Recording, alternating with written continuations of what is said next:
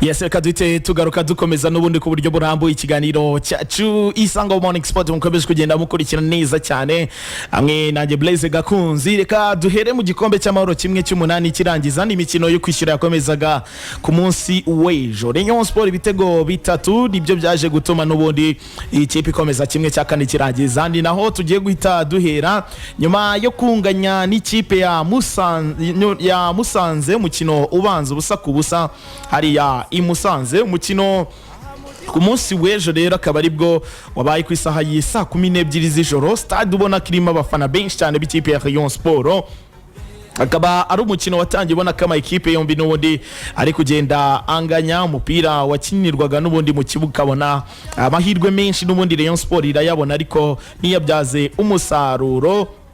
Aho mu minota ya mbere umukino uretse kuba n'ubundi witwa Nishimwe Blaze yakomeje kugenda agerageza cyane, wanigaragaje cyane mukino w'ejo. Rayon Sport ikomeza kugenda ihusha amahirwe menshi imbere y'izamo ku munsi w'ejo.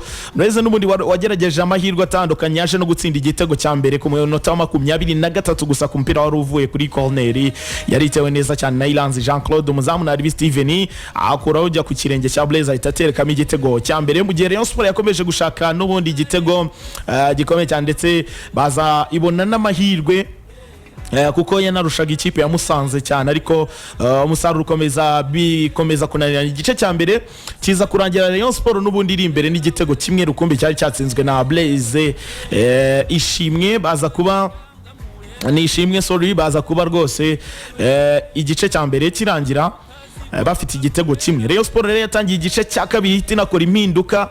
Piero wari umeze nkaho yavunitse aza kuba simburwa na Mayel Dinjeke umunya Cameroon, akaba ari wahisujyamo mu gice cya kabiri, aho yatangiranye imbaraga cyane ikipe ya Rayon Sport ku minota 53 gusa. Musa Eseno yateye shot rikomeye cyane, ubona ko nta Ribi Steven mpira itawutereka muri kona, akaba ari bimwe mu byagiye biranga mukino. Corner nziza yatewe na Iranzi Jean Claude wayiteretse ku mutwe wa Nije na Clement, nawe ahita aterekamo igitego cya kabiri cy'ikipe ya Rayon Sport. Musanze nayo yaje kubona igitego cya mbere ku minota 61 gitsinzwe na Samson Ekechuku kuri penalty nyuma y'ikosa Dize Samuel yarakoreye mu rubuga rwa Mahina. Rayon Sport yahise ishyiraho igitutu cyane ku munsi w'ejo, ishyiramo igitutu rwose kuri yatsa umuriro kuri Musanze. Ku minota 70 Nishimwe Blaze yateye ishot rikomeye cyane kwizamu neza rwose, n'umupira wari uvuye kuri corner witwa Ntaribi Steven akuramo awusubiza hagati witwa Dinjeke awusubizamo awukubita igiti kizamaze Esene ahita awushyiramo neza cyane ku mutwe ku minota 77. Niyitegeka Idrissa nawe yaje kubona ikarita itukura nyuma y'ikosa yarakoreye Onana Isombe Willy w'ikipe ya Rayon Sport, biza gutuma n'ubundi nawe ahabwa ikarita itukura. Onana nawe ahita ku ikosa yarakoreye Onana yahise ahabwa ikarita y'umuhondo ya kabiri, bayibiza kurangira ari ikarita y'umutuku. Umukino rero waje kurangira ari ibitego bitatu by'ikipe ya Rayon Sport kuri kimwe cya Musanze nk'uko ngiye mbanyuriramo muri make uburyo umukino wagenze. Rayon Sport ikaba yahise ikatisha tike ya kimwe cya kane kirangiza mu mikino y'igikombe cy'amahoro. Se rwose ikatisha yo itike mu buryo bwihuse cyane rwose. Ubu ngubu yamaze no kugerayo, ibintu abantu benshi bagiye banibaza cyane. Rayon Sport turi kubona mu gikombe cy'amahoro itandukanye bikomeye cyane na Rayon Sport turi kubona muri champion. Imikinire nubwo no muri champion iratsinda, ariko uburyo bw'imikinire turi kubona mu ikipe ya Rayon Sport butandukanye bikomeye n'uburyo turi kuyibona mu gikombe cy'amahoro. Ni ikipe mu gikombe cy'amahoro navuga ko iri gukora buri kimwe cyose gishoboka kugira ngo ibone intsinzi. Bona ko ahanini ntago bari kwita kuri biraho byose bikuya bivugwa, ariko mu gikombe cy'amahoro mu barakora iyo bwabaga kugira ngo babone muri rusange baze kubasha kubona amanota. akaba ari ibiri kugenda bivugwa aho ngaho. Reka twumve umutoza wa Rayon Sport nyuma y'umukino w'ejo ibyo yagiye agarukaho, bite tugaruka dukomeza ku buryo burambuye.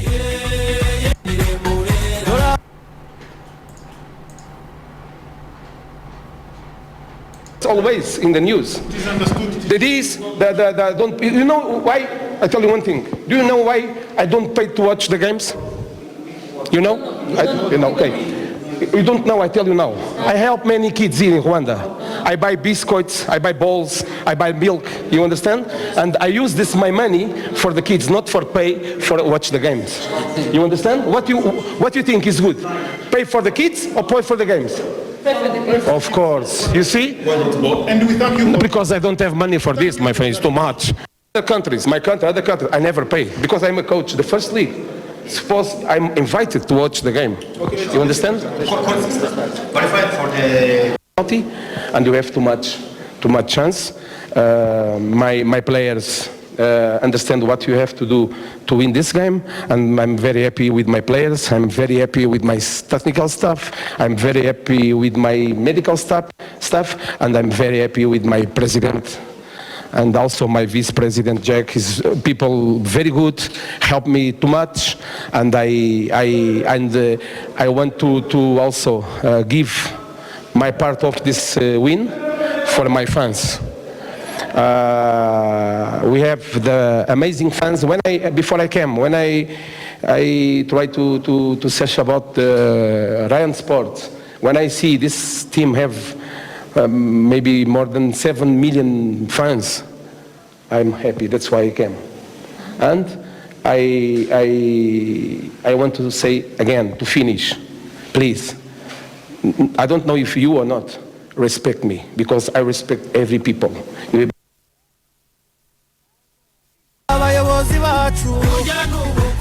Yes, ngo rero umutoza w'ikipe ya Rayon Sport Olji Paksawo byinshi agiye agarukaho cyane, by'umwihariko yagiye yikomtangaza ko ati anabisoje hanini avuga ati twebwe ibyo turimo nta kibazo dufite muri Rayon Sport, dukora iyo bwabaga. Anagaruka ati uzi impamvu ntajya nishyura kuri stade, kuko yabanje no kubigaruka avuga cyane cyane ati itangaza ko ari ku buryo mwagiye mubikomeza, ati impamvu ntishyura kuri stade n'iki ibyo byose byagiye bivugwa, ndetse ngo n'umwuka muri n'iki, ati muzi impamvu ntishyura kuri stade, ati jewe amafaranga yanjye nkorera hano mu Rwanda nayo kwishyurira abana banje amashuri, nayo kugura buri kimwe cyose, ayo kugura imipira, ibihumbi by'abana, iki ntago ari ayo kwishyura kuri stade.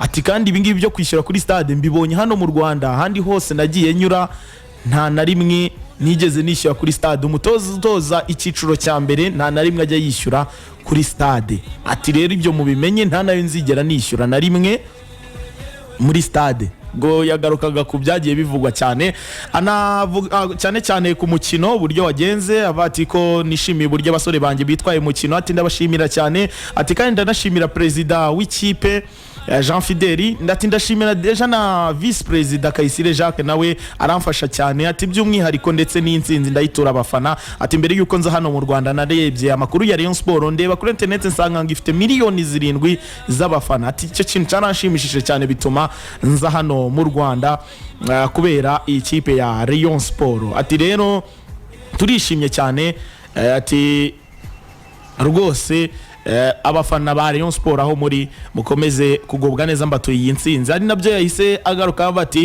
ati je nubaha abantu kandi namwe ndabubaha, nanjye mujye munyubaha. Nabyo agiye asorezaho cyane. Ngo rero n'umutoza George Baksaho nyuma y'umukino, reka twumve n'umutoza wa Musanze Frank Ouna nyuma y'umukino nawe ibyo yatangaje, dite tugaruka dukomeza. 3 goals from 3 corners, so probably that's one thing that we should have defended better. We had planned how to defend them. I think we went to sleep and they scored 3 goals. And now what is the difference between 2 legs? Because in the first leg you guys 0-0, but you lose 4. The difference is the 3 corners. Otherwise on the pitch there was no big difference. Coach, not only this game, you are losing on corners. What's the problem? And this match only is when we've lost goals on corners. Yeah, on corners. So it's something we need to work on. That's why we go to training every day. So I need to analyze the goals, because they just happened. I don't have the benefit of replay, so I need to go and watch the 3 goals that we conceded today on replay, on video, so that we can see how we can defend them better when we play Gichumbi in a league match on Saturday.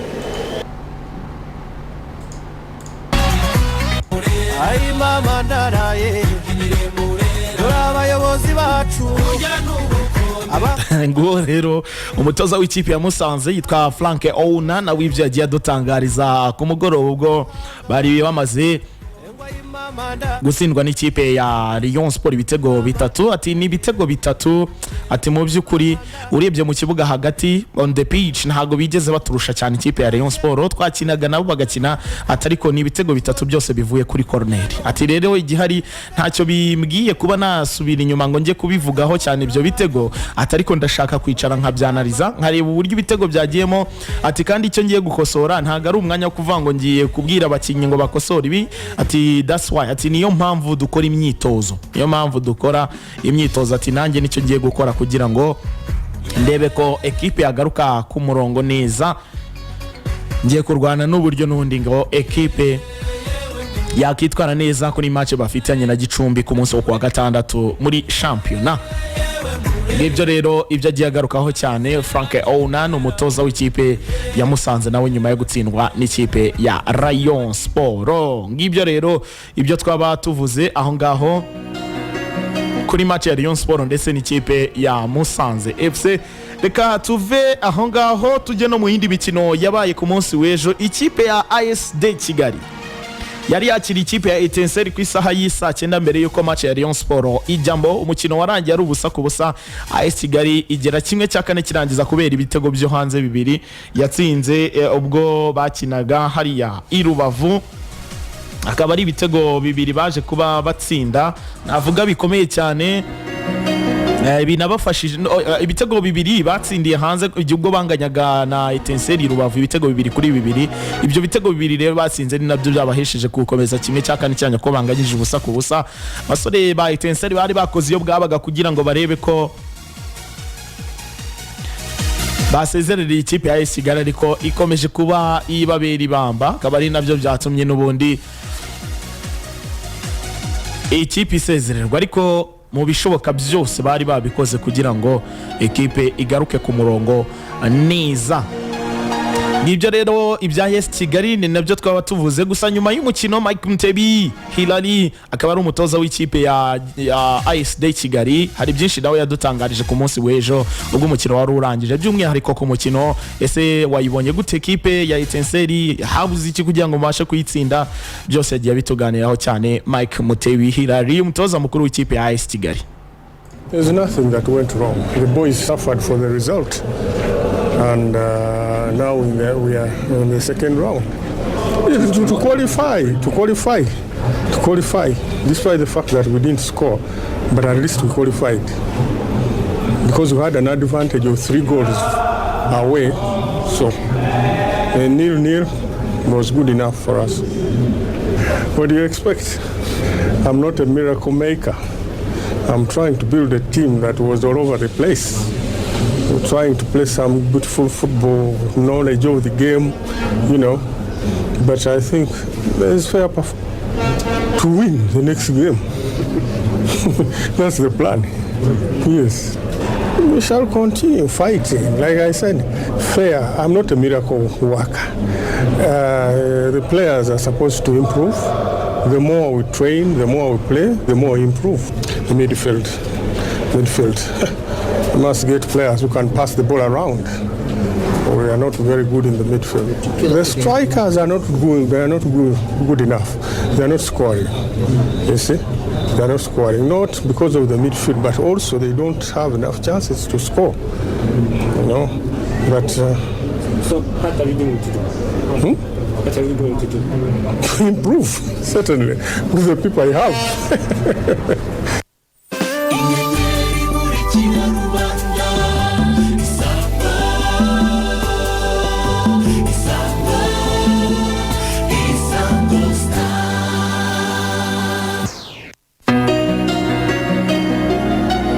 Ati ntago nkora ibitangaza, ntago nagira byinshi ndenzaho cyane, gusa ikigaragara nuko amahirwe tugize nuko tubashije gukomeza, nubwo tutatsinze yego, ariko tubashije gukomeza nicyo umuntu yashima Imana. Turakomeza kugenda tuzamura ikipe gake gake, turakomeza gukora cyane kugira ngo turebe ko ikipe yagaruka ku murongo. Ati ibitego bibiri twatsinze hanze nibyo biduhaye kwikarifiya kimwe cya kane kirangiza. Ati rero turacyagerageza ibishoboka kugira ngo turebe ko twagaruka ku murongo neza cyane, tugakomeza kugenda dukora. Ati ikigaragara nuko abataka bacu batari gukora, ntago bigeze bakora cyane kuri uyu munsi, ko ntacyo bigeze bagaragaza ko ntibanatsinze igitego. Atari ko igihari turakomeza. Ati ntago ndi Imana nkuko nabivuze, nta nubwo nje gukora ibitangaza. Ntabwo twari tumubajije ku bijyanye no kuba ikipe niki cyabuze gituma ikipe ubona iri gusubira inyuma no muri shampiyona, tari kwitwara neza no mu gikombe cy'amahoro ikabinaniwe gutsinda ikipe ya Etincelle, nubwo yakomeje ariko ntago yigeze itsinda Etincelle. Ati ntago ndi Imana njyewemo ndagerageza kubaka ikipe, ntago nje gukora ibitangaza. Ati mo ndagerageza kubaka ikipe umunsi ku wundi, turarwana kugira ngo turebe ko hari icyakorwa cyangwa se hari icyo urwego rw'abakinnyi rwazamuka. Ati jye mo ndigisha, mo ndagerageza bishoboka byose kugira ngo abakinnyi bagaruke ku murongo. Ati hagati byari sawa, ariko abataka wapi bisa nkaho ntacyo bakoze kuri uyu munsi. Rero igisigaye ni ukugerageza tukazamura urwego rwabo. Uwitwa Sugira Ernest ko yaburiwe irengero, amakuru hari nuko uyu musore Sugira Ernest bimeze bite mu ikipe ya AS Kigali, cyane ko kugeza ubu ngubu Sugira Ernest muri ikipe ya AS Kigali nta urimo, yaburiwe irengero. N'ikimenyimenyi Mike Mutebi hari icyo yabivuzeho, ariko hakaba hari n'andi makuru avuga ko uyu mukinnyi afite ikibazo cy'imvune, yabanje kwivuza ndetse bikaba byari biteganyijwe ko agomba gutangira imyitozo tariki ya mbere z'ukwezi kwa kane 2022. Sugira Ernest aheruka kugaragara mu mukino wa AS Kigali tariki 25 z'ukwezi kwa kabiri 2022, ubwo ikipe ya AS Kigali yanganyaga na Marine ibitego 2-2. Nyuma yaho ntiyongeye kongera kugaragara mu ikipe ya AS Kigali. Sugira Ernest ikibazo gihari ni ikihe mu by'ukuri? Reka twumve Mike Mutebi icyo yavuze kuri Sugira Ernest, gusa nawe icyo yagarutseho nuko ataza ahari. Reka tumwumve. I don't know about his whereabouts. Does he injured? I don't know where he is. Sure. Yeah. He's your player. Yeah, but he's not. To know where he is. I don't know. Does he train? No. He doesn't train? No. So categorically he's out of your plans, right? I don't know. If he trains, then certainly he'll have to play. Have you ever tried to know where he is? Just wait him to come. He's a professional. I'm not supposed to look for him like a cheater. No. He has a responsibility. He has to report for training. Right? My duty is to train him. His whereabouts, I think the answer will be to the manager, Mr. Bayingana. Ati nanjye bwanjye ntago nzahari, turabase nta namakuru n'amacyatsi je ntago mbishinzwe, nta nubwo nshinzwe kwiruka inyuma y'umukinnyi ngo nuko adahari. Ati ntago ari umwana njya gushakisha. Ati njyewe ndahari kugira ngo mutoze, naza nzamutoza, natanaza nuko je ibintu bihena muri AS Kigali atari rwose. Sugira Ernest yaburiwe irengero mu ikipe ya Kigali. Yanasoje avuga ko rwose ako ngaka ari akazi ka team manager Bayingana, ari ugomba no kurwana no gushaka umukinnyi Sugira Ernest.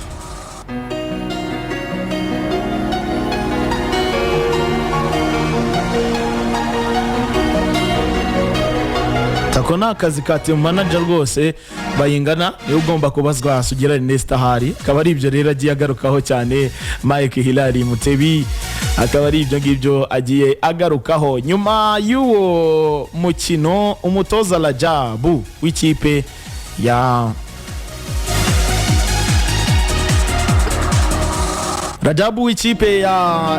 ya Etincelle we aratangaza iki nyuma y'umukino, nyuma yo gutsindwa se niki cyabuze kugira ngo Etincelle yari yitwaye neza umukino ubanza uyu munsi byagenze bite?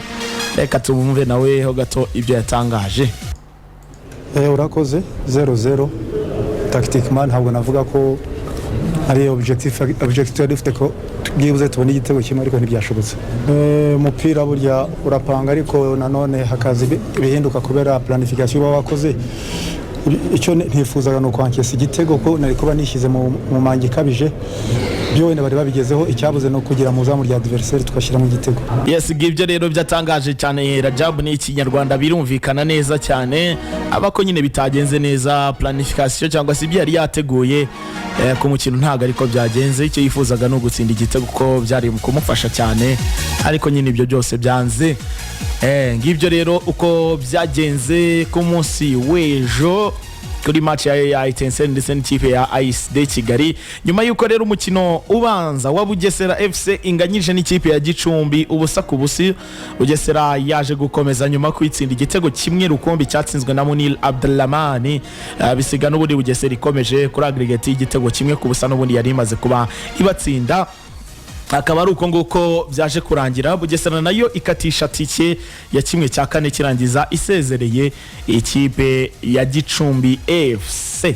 Ubwo bije bisanga n'umundi ndi mikino yatandukanye yari yabaye wenda tuyinyuzemo twihuta cyane. Nuko Etoile de l'Est yasezereye ikipe ya Mukura nyuma yo kwitsinda ibitego 3-1 yahise yisezerera ku bitego 3-2 ku mukino ubanza yari yatsinze kimwe ku busa Mukura. Gasogi United nayo yagitsindiye ikipe ya Sunrise kimwe ku busa i Nyagatare maze ikomeza kimwe cya kane kirangiza ku bitego 2-1 ko bari banganyirije Kigali kimwe kuri kimwe. Police FC nayo yatsinze La Jeunesse ibitego 2 byose bya Onesme ikomeza ku giteranyo cy'ibitego 4-2. Umukino wa kimwe cy'umunani usigaye n'ugomba kuba kuri uyu munsi uri buze guhuza ikipe y'ingabo z'igihugu APRFC yakiramo ikipe y'Amagaju kuri uyu munsi ku isaha y'isa 9 kuri uyu munsi ku isaha y'isa 9 zuzuye kuri stade ya Kigali Nyamirambo. APRFC iraza kuba icakirana n'ikipe y'Amagaju. Umukino ubanza Amagaju yari yakubiswe igitego kimwe ku busa rwose hariya mu bufundu rwose Nyamagabe, akaba ariho yaje kuba ikubitirwa. Iyi kipe rero kuri uyu munsi yaje Kigali kwishyura, ari rwose bamaze no guhaguruka baje hano i Kigali gukina no mukino wo kwishyura bagomba kuba bakina bakuba bakina rwose. Ku munsi w'ejo banakoze imyitozo ya nyuma bitegura ikipe y'Amagaju kuri uyu munsi. Tegura rwose ikipe y'Amagaju umunsi bari buze gukina ku isaha y'isa 9. Ngibyo rero ni nabwo tukiri mahanga mu ikipe ya APRFC nuko Lieutenant Colonel Guillaume Rutayisire yasuye irerero rya APRFC hariya Inyakinama Musanze rwose hariya mu majyaruguru, akaba yarasuye Academy ya APRFC iba hariya agira byinshi abaganiriza nabamenyesha ko rwose ariyo APR yahazaza bagomba gukora cyane muri rusange. Ngibyo rero ibyo twaba tuvuze aho ngaho. Ubwo n'umukino uteganyijwe kuri uyu munsi, byinshi bitandukanye kuri uyu mukino turaza kubiganiraho cyane ku mugoroba mu kiganiro Isango Sports. Turaza kuba tubiganiraho tubenye byinshi bitandukanye biri kugenda bivugwa cyane cyane n'ibyavuye muri uyu mukino, nabyo turaza kugenda tubiganiraho cyane neza ku mugoroba mu kiganiro Isango Sports. Ngibyo rero gahunda rero uko imeze nuko amakipe agomba guhura kimwe cya kane kirangiza cy'imikino y'igikombe cy'amahoro. Uburyo gahunda imeze kuri fixtures ya kimwe cya kane, uburyo bagomba guhura ikipe ya Rayon Sport irahita icakirana na Bugesera. Rayon Sport n'ikipe ya Bugesera. Marine FC icakirana n'ikipe ya APRFC niramuka itsinze Amagaju kuri uyu munsi, ariko biragaragara byaba ari ikibazo gikomeye kumva ngo APR yasezerewe n'Amagaju. Ubwo kimwe cya kane niramuka isezerana Amagaju ahita icakirana na Marine. Rayon Sport ikine na Bugesera, mu gihe AS Kigali igomba gucakirana na Gasogi United. Etoile de l'Est icakirana n'ikipe ya Police FC. Ikigaragara nuko APR ramuka itsinze Marine izahita icakirana kimwe cya kabiri. Rayon Sport iramutse isezereye Bugesera, Marine igasezerera APRFC, Rayon Sport na APRFC zizahita zicakirana kimwe cya kabiri. Derby rwose ushobora kuyibona byoroshye cyane kimwe cya kabiri kirangiza. Tushobora kuza kuyibona. Ngibyo rero ibyo twaba tuvuze aho ngaho twihuta cyane kugira ngo tunava aho ngaho mu mikino itandukanye ya shampiyona yo ku munsi w'ejo turayigarukaho ndetse na nimugoroba tugende tuyiganiraho byinshi bitandukanye. Kiyovu Sport mu ihurizo rikomeye cyane ry'uburyo iri buze guhigika ikipe ya APRFC ku gikombe nkuko nakomeje kugenda bababwira muri rusange, kuko maginga ya hari byinshi bitandukanye turi buze kugenda tuganiraho cyane n'ibyagiye biba muri rusange biri kugenda bivugwa. Gusa n'ubundi ni ibyiganjemo ibyabaye n'ubundi ku itariki 11 z'ukwezi kwa 4 2022. Hari akantu kabaye hagati wenda turi buze kubigarukaho cyane ku mugoroba, ariko umupira wa hano wacu bisa nkaho ari ikibazo. Utwara ikipe ya APR igikombe ni ukuba nawe uhagaze neza. Ibyisi bijyana na shampiyona reka tuze kubiganiraho cyane ku mugoroba. Gusa igihari nuko ikipe ya Rayon Sport igomba gucakirana n'ikipe ya ASD Kigali.